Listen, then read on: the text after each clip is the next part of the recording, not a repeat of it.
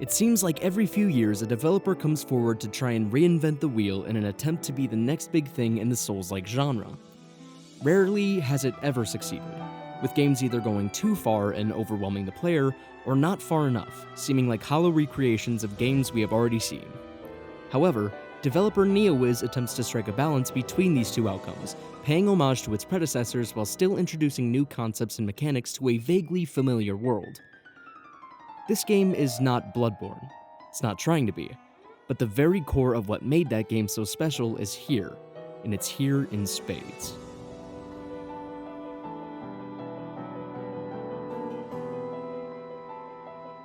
As the game opens and players step into the well-polished shoes of its titular character, it's made very clear that this is not the Pinocchio story many have come to know and love, not the Disney version, nor the Carlo Collodi original. Instead, this is the story of a city torn to shreds by everything from mechanical creatures to inescapable diseases, and the repercussions of those, while somewhat understandable, are brutal. Very few people remain entirely unharmed by the world surrounding them, and even fewer remain unchanged in spirit. To tell this story, NeoWiz rips a page directly out of the From Software guidebook. While the bulk of the story is told through unmissable dialogue, the game's more tender and terrifying beats only reveal themselves to those who are looking for them in small, character-based quests and items placed throughout the world. Playing through the main quest line of Lies of P feels more reminiscent of its novel origins than it does a modern RPG, guided along the path to completion through narration and direction by Pinocchio's creator Geppetto and Gemini, a lovable cricket whose frequent check-ins throughout the runtime of the game shine a much-needed light on the city's gruff, claustrophobic, and unforgiving atmosphere. Quests in this game are very simple, only containing 2, maybe 3 steps apiece for the most part, which makes evident a goal set by the developers. Keep it running. Throughout its playtime, Lies of P never seems to drag. Where many Souls-like games get caught up is the need to make everything interconnected, and while there are certain areas of the map that do toy with that same sense of scale, it opts for a much more linear experience a majority of the time, which is, even as a man who considers Bloodborne his favorite game of all time, a welcome change of pace. Lovers of this genre will find that everything from builds to controls are extremely intuitive, not straying too far away from the standards set by From Software. Combat is precise and every bit as challenging as I've come to expect. The biggest difference being the emphasis placed on blocking at the last possible moment to parry the enemy's attacks and negate all damage. This mostly works once you learn the precise timing of fights and train yourself to get over that natural B-button mashing reflex.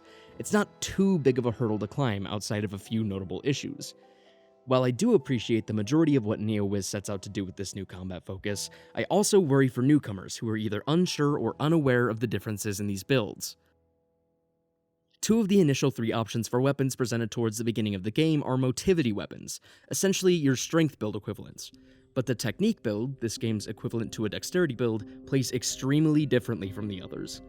Getting hit while blocking generally negates a good chunk of damage received by enemies and bosses, but with the lighter weapons of the technique build, those hits are not tanked nearly as well. Also, instead of stagger being built from attacks like the rest of the builds presented, this build relies heavily on perfect parrying, which not only negates all damage, but also slowly builds the enemy's stun meters. Perfect parries are great when they work, but they don't work all the time. More than once throughout my time with the game, I would encounter foes whose windows for parrying were seemingly not in sync with how they appear in-game, needing their attacks to be blocked much earlier than you'd expect.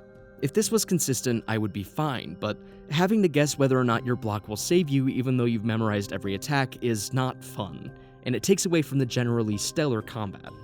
Those opting to play the more fast-paced game that Technique offers are at a massive disadvantage, one not explicitly stated in the game itself, but if you're a seasoned veteran of the genre or just looking for a challenge, I can't recommend it enough. Outside of minor gripes with the labeling of different skills, I am honest to God in love with this game's combat. I personally played primarily with the technique build, and I loved it. And as long as they're patient and willing to learn the choreography presented with each unique fight, I'm sure the majority of players who choose that build will love it too. Okay, I've spent entirely too long talking about that. Let's discuss what's outside of combat. Nearly everything you know and love from the Soulsborne games is here.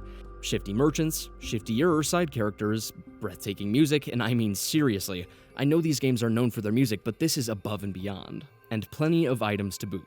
Most notable of which being the vast array of weapons you can mix and match to your liking, which is, honest to God, some of the most fun I have ever had experimenting with weapons in any game, ever. You want to put an axe head on a rapier handle? Come vuole. You want to lumber around with a piddly little knife on a great sword shaft? Sure, I guess. That's stupid, but it's fun.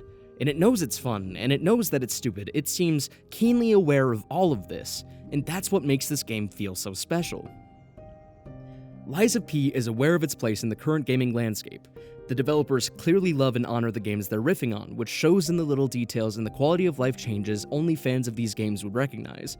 Take for instance the fact that Ergo, this game's equivalent to Souls, stays outside of boss arenas when you die, meaning you don't have to make that mad dash around the boss to avoid losing everything that you've worked for. It's small changes like that which really make this game feel like a breath of fresh air in an already crowded field of developers wanting to cash in on this trend. Without getting into spoilers, the game clearly sets up a sequel with an unexpected character at its core, and if it's anything like this game, I cannot wait to see where it goes, and I will be first in line to pick it up. Lies of P is a bold, unique, and refreshing take on the Souls-like genre, and while it does have its flaws, it might just end up being my game of the year.